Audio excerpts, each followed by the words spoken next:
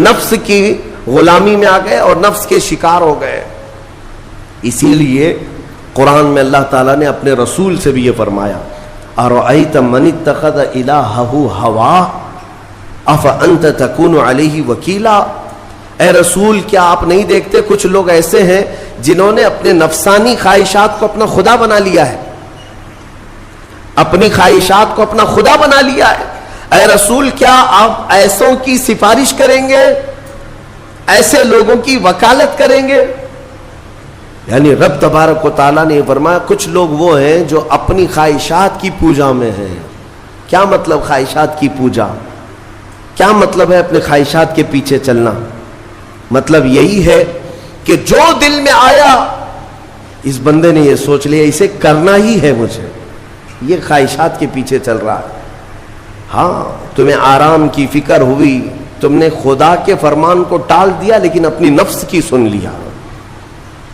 اللہ تبارک و تعالیٰ کا حکم کچھ اور ہے لیکن تمہاری طبیعت کچھ اور چاہ رہی ہے. رب تبارک و تعالیٰ کا حکم تھا صبح صبح تمہیں اپنے گھر بلا رہا تھا لیکن تم نے اس کی نہیں سنی, اپنے من کی سنی, اپنے نفس کی. تو یہی تو ہوا نفس کی پوجا, یہی ہے نفس کی عبادت, نفس کی پرستش, جس کو قرآن میں کہا گیا ہے کہ کچھ لوگ ایسے ہیں جنہوں نے اپنی خواہشات کو خدا بنا لیا. یہ نفس امارہ جس کے بھی اوپر حاوی ہو جاتا ہے, اچھے اچھوں کو یہ ان کا تقوی بھسم کر دیتا ہے, ایمان سے بھی دور کر جاتا ہے. اس لیے میرے عزیزو میں جو عرض کرنے جا رہا ہوں وہ یہ ہے کہ ہمارے لیے زندگی میں سب سے بڑا چیلنج اپنے نفس امارہ سے لڑنا. آپ کو پتا ہے رسول پاک صلی اللہ تعالیٰ علیہ وسلم ایک جہاد سے جب واپس مدینے تشریف لا رہے تھے, وہ جہاد بہت سخت تھا, صحابہ زخمی تھے, بہت گھماسان کی لڑائی ہوئی تھی, لیکن جب واپس مدینے آ رہے تھے تو میرے آقا نے ایک جملہ فرمایا تھا رجعنا من الجہاد الاصغر الى الجہاد الاکبر. اے میرے صحابہ ہم چھوٹے جہاد سے بڑے جہاد کی طرف جا رہے ہیں. صحابہ نے پوچھا اس سے بڑا جہاد اب کون سا ہے یا رسول اللہ؟ میرے آقا صلی اللہ علیہ وسلم فرماتے ہیں اے میرے صحابہ اپنے نفس سے لڑنا اب یہ بڑا جہاد ہے, نفس سے لڑنا بڑا جہاد ہے. میرے عزیزو یہ خواہشات کو ہی ختم کرنا ہو, اس نفس کو اگر کنٹرول میں لانا ہو تو کیا کرو گے؟ نفس امارہ سب کے پاس ہے. قرآن میں مولا فرماتا ہے وما ابرئ نفسی ان النفس لامارۃ بالسوء الا ما رحم ربی. کوئی اپنے نفس سے بچ نہیں پائے گا سوائے وہ شخص جس پر میرا رب رحم فرمائے.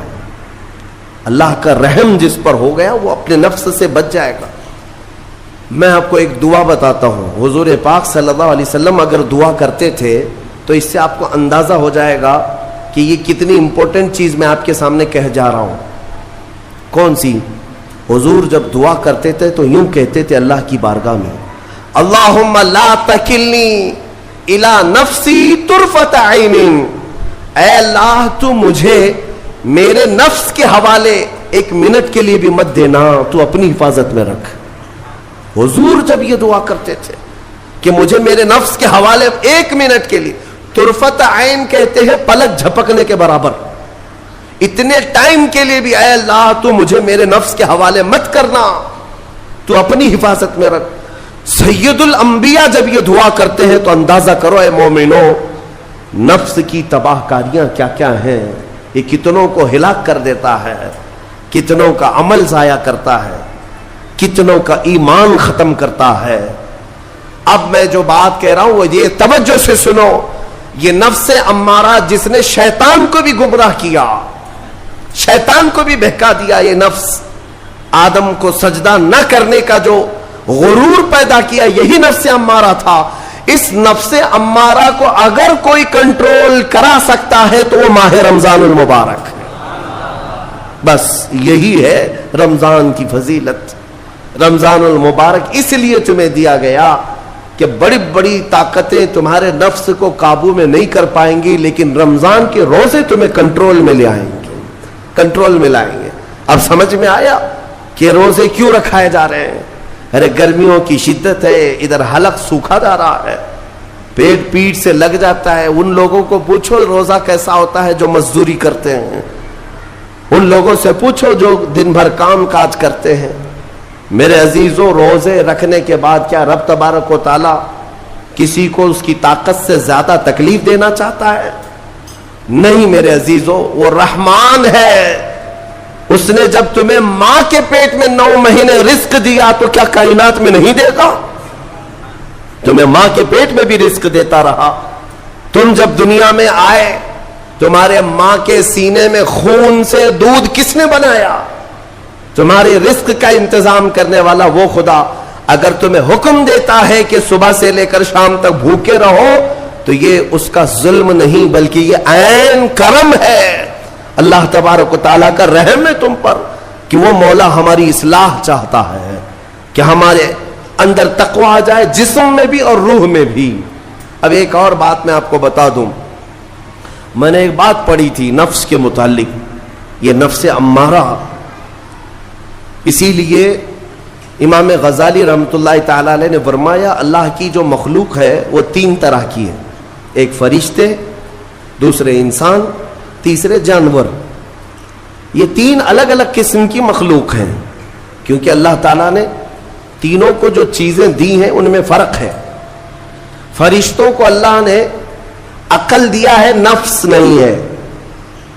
نفس, شہوت, برائی کرنے کی خواہش فرشتوں کے اندر ہے ہی نہیں, وہ سوچ بھی نہیں سکتے برائی کرنے کا. فرشتوں کو اللہ نے عقل دیا ہے, اور عقل عزت والی چیز ہے. اور جانوروں کو اللہ نے نفس دیا ہے, عقل نہیں. عقل والے نہیں ہیں جانور, عقل والے نہیں, لیکن نفس ہے, شہوت ہے. شہوت بھی ہے, نفس بھی. لیکن انسان ایک ایسی مخلوق ہے جسے اللہ نے عقل بھی دیا ہے, نفس بھی دیا. مطلب یہ ہے کہ تمہیں اللہ نے ایک چیز فرشتوں والی دی ہے, ایک چیز جانوروں والی بھی دی ہے. دونوں تمہارے اندر ہے, عقل بھی ہے, نفس بھی ہے. لیکن امام غزالی فرماتے ہیں توجہ, جو بندہ نفس ہونے کے باوجود گناہوں سے اپنے آپ کو بچا لیا, وہ بندہ فرشتوں سے بھی افضل ہے. کیوں؟ فرشتے اس لیے بچے ہوئے ہیں کہ ان کے پاس نفس ہے ہی نہیں, اور تم بچ رہے ہو تو کمال کی بات ہے. نفس ہوتے ہوئے بھی گناہ سے بچ گیا تو اس انسان کا مقام فرشتوں سے بھی اعلیٰ ہے.